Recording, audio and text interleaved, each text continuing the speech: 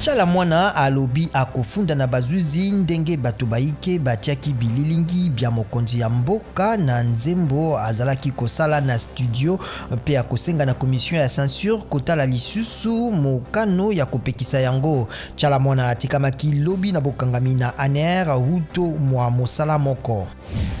Nzoto ya bato bakufa tukumi bale na libwa ekutami pene na mai ya Semuliki na park ya Virunga na Nord Kivu.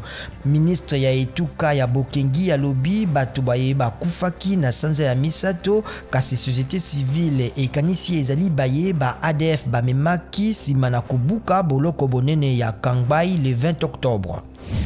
Misala ya sembo mikati kofuta milion 15 ya basefa na libota ya moko na bilenge 13 bakufaki na komisaria ya police na 2018 na Brazzaville.